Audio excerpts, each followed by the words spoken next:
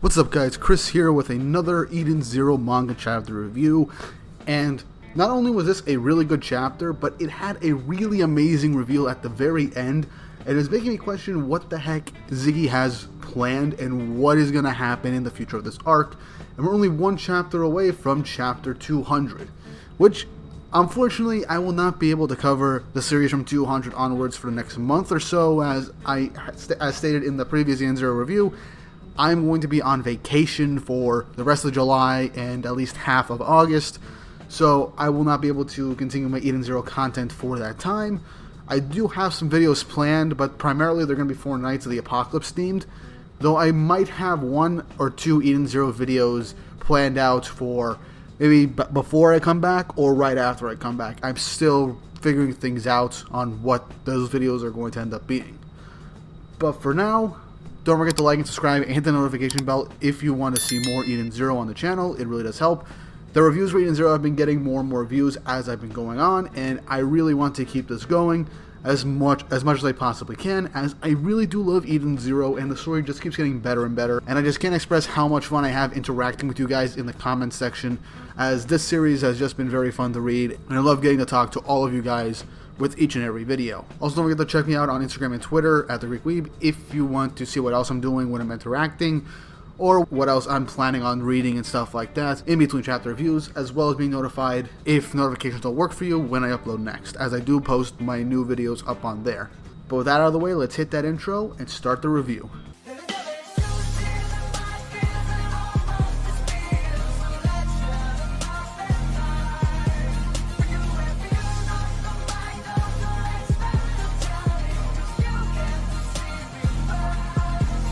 So chapter 199, Saintfire Nox.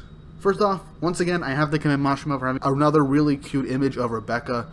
I have to say, he really loves drawing her, and honestly, I don't think anyone who is a fan of Eden Zero complains whenever he draws her. Honestly, I really like the cat maid outfit. It's honestly it's pretty cute. Why am I spending a minute talking about this? Let's actually get into the chapter now. So, after everything that happened last week, with Sister basically getting the upper hand on Clown and saving Hermit, we then cut to the bridge where Connor is being told that Sister and Hermit have managed to secure the situation with the enemies on the Eden Zero. And thus they turn their attention back to Dead End Crow, as Jin and Clean copy, and they state that they basically got rid of all the small fries in their airspace. Laguna then says that it's about time that they started to board the Eden Zero, as we then see Holy still in the witch mech, staring down Dead End Crow. Now, I really wish I was covering this series when Dead End Crow's reveal came about, as I was not expecting him to be a giant mech, and just the sheer size of this guy is honestly incredibly intimidating, and I'm still curious why he's called the Titan of Eternal Darkness. Could he have an ether gear or some kind of ether-based ability around darkness?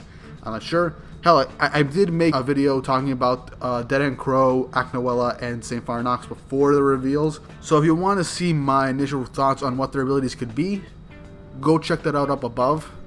I'll have it linked in the title card. But Holy stares down Dead End Crow and says that she's waited for this moment for so long. As we then cut back to Justice peeking in and trying to see where Aknoella is, as she is sending out her dragons to look around for Elsie and Justice. But just then, Aknoella says, "Do you know nothing of a dragon's sense of smell, Master Justice?" As she managed to notice Justice's location, and then one of her dragons blasts that location right in front of where Justice was, knocking him back. We then cut to Elsie, who feels the aftermath of that blast, calling Justice by his name, James, and is crying out to uncuff her so she can help him. Which, in all honesty, Aknoella, she has an army of dragons, so if Justice is going to have any real chance against her and that whole army, he's going to have to swallow his pride and uncuff her, and they're going to have to work together. I do see this potentially happening, but, you know, Justice is kind of, well, he's got a big ego and he's very stubborn, so I'm not entirely sure how this is going to play out, but she's going to have to find a way to get out of this. We then cut up to the space above Lendard, as the united forces of Elsie's fleet and the Oracieon Seies Galactica are fighting off all of the dragons, as we then get a nice close-up of Eraser Ship, and I'm glad to see my favorite Oracieon Seies member of the Interstellar back here again, as he just states that there are a lot of dragons. And Feather states that all of them are under Aknoella's control, as we then see Cure saying that any single one of the Galactica poses a great danger after all. And all of them have gathered here and is telling the rest of the Interstellar to be on guard, as we're shocked as we get the full reveal of all of the new Oracieon Seies Galactica. It's confirmed 100% now that Ziggy is known as the Machine King Ziggy, as one of the Oracieon Seies Galactica, and I have to say, everyone's speculating that after a 2-year time skip with Ziggy being out there causing all sorts of mayhem and stuff like that, he should have been a member of the Oracieon Seies Galactica, and I am very happy he was. Possibly right after the Narrow incident on Planet 1, so I was calling this, and I'm so glad that this is the case. And it took 2 years for Shiki to be considered a member of the Galactica for obvious reasons for how strong he's getting and how he's kind of making them look bad. So yeah, Shiki's a threat to them as well.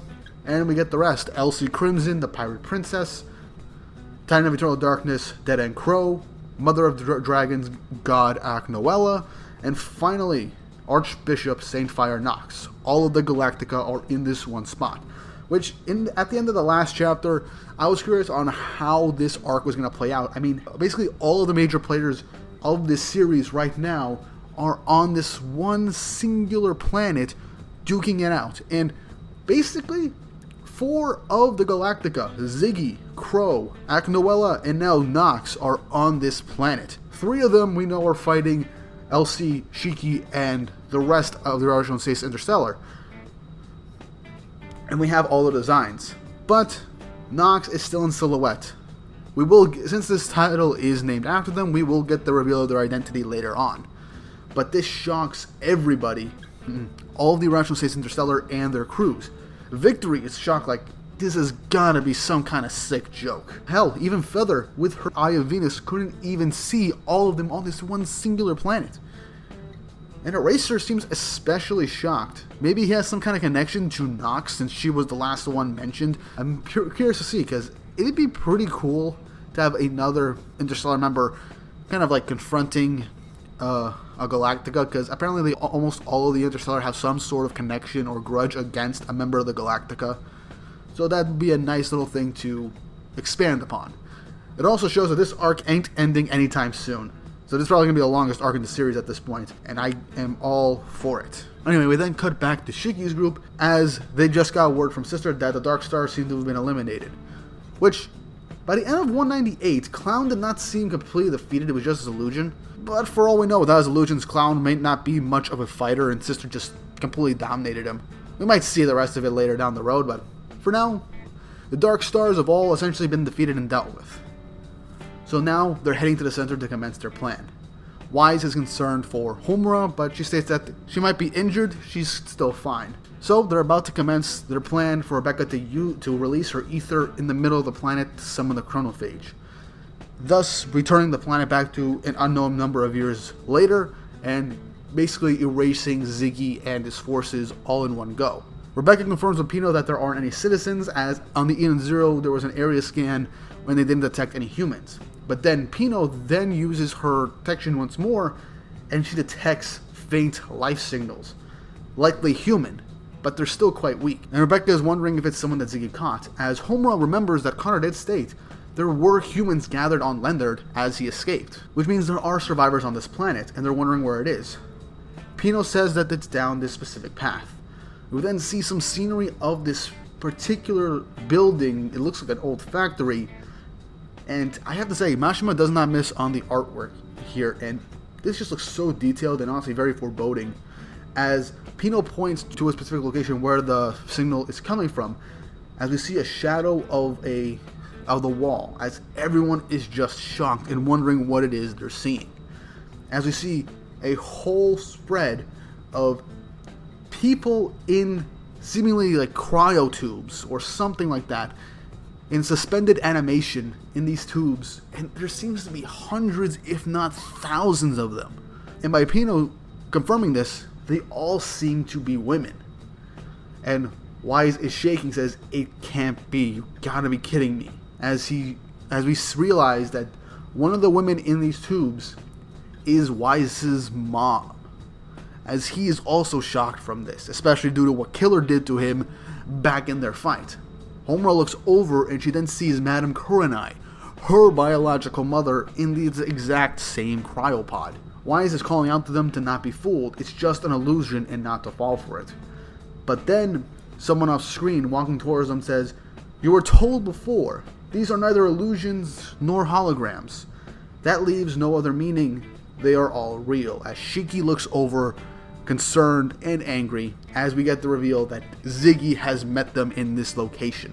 They're finally meeting face to face. As Ziggy explains that every human gathered here is in fact a mother, and there exists a particular ether that only mothers of humans have, which means back at the beginning of this arc, and even at the end of the Aoi War when he confronted Elsie before she just let him escape, he stated that a lot of things are connected to Mother.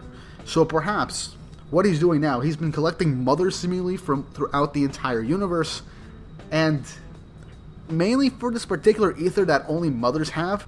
Now I need more answers to this whole question, as how is he doing this? Because the one thing is, we were told that Wise's mom had died back when he was back a couple of years ago for his time. Kurenai, it's been 2 years, so I guess he could have found her. But Wise's mom was dead. Maybe what Killer was saying was true. Maybe she was taken somewhere else or something, but that still doesn't explain everything that happened, because this was 50 years ago, and I don't think Ziggy was around 50 years ago, or at least wasn't as noticed as the Demon King and an adventurer or something like that in the distant past of like 50 years ago. So how he got Wise's mom and how she has not aged a day is beyond me.